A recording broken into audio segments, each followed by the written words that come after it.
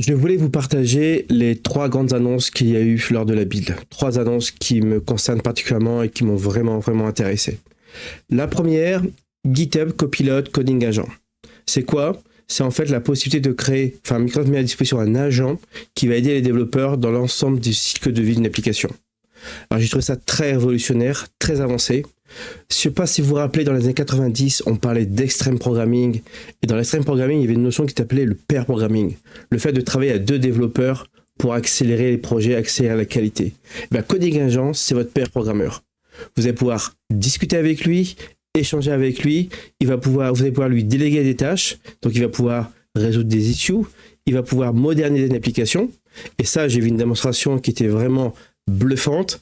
On a donné à GitHub Copilot Coding Agent une application type Legacy, donc développée en WPF, .NET 4.6, donc des technos très anciennes, quelques années seulement, mais ça reste très ancien dans le monde de l'informatique.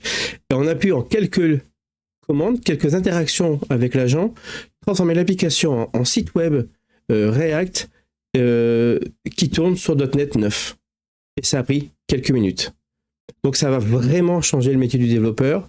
Ça ne va pas le supprimer, bien au contraire, bien contrairement à ce qu'on peut entendre, mais ça va le faire évoluer dans sa façon de travailler, dans sa façon d'interagir avec l'agent, avec une finalité, accélérer le développement, accélérer le cycle de vie et améliorer la qualité de ce qui va être développé. Une deuxième annonce qui m'a intéressé, c'est un peu la suite logique, c'est qu'une fois que je mets en production, qu'est-ce qui se passe ? Vous avez Azure SRE Agent qui va intervenir. Son rôle, c'est quoi ? C'est un rôle d'ingénieur de production qui va analyser votre application dans le temps, suivre ses performances, suivre sa stabilité et ses fonctionnalités, et va pouvoir détecter une anomalie. Et dès qu'il détecte une anomalie, il va être capable de collecter en même temps les logs, les traces, les métriques, faire un rapport complet de l'incident et le créer sous forme d'issue, sous forme de bug dans votre GitHub Copilot.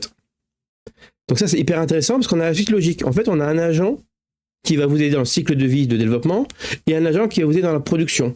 Et en fait, on va créer une loupe. C'est-à-dire qu'une fois que l'agent de prod a détecté une anomalie, il remonte ça en issue et ensuite Coding Agent va pouvoir intervenir pour analyser l'issue, la comprendre et proposer des rémédiations. Vraiment très intéressant. Troisième annonce que j'ai retenue. Alors, vous me connaissez peut-être, si vous me suivez, je viens passer de BizTalk. BizTalk, c'était quoi ? C'est une solution d'intégration interapplicative et de business process. BizTalk est devenu dans le cloud Azure Logic App. Donc, c'est un produit que je suis depuis quelques années. Et ils ont sorti, lors de la build, Azure Logic App Agent Loop. C'est quoi ? En fait, c'est très simple. C'est la possibilité, à partir de Logic App, donc de créer un workflow. Mais ce workflow devient un agent. Donc, sous forme de low-code, on peut créer en quelques minutes un agent grâce à Logic App. Ce qui est hyper intéressant, c'est que Logic App, où on est plutôt sur des process déterministes, on va maintenant pouvoir mixer un workflow déterministe avec un workflow non déterministe. Vous savez qu'avec l'IA, on n'est pas la garantie d'avoir toujours le même résultat. Il y a beaucoup de paramètres, de probabilités qui rentrent en jeu. Donc là, on va pouvoir donc mixer ces 2 types de workflow sous un même workflow et ça, c'est vraiment hyper intéressant pour faire du business process. Et c'est très complémentaire de l'autre produit qui s'appelle Power Automate de Microsoft, où Power Automate, on est plus sur du workflow avec interaction humaine, alors que Logic App, on est plus sur du workflow inter-applicatif.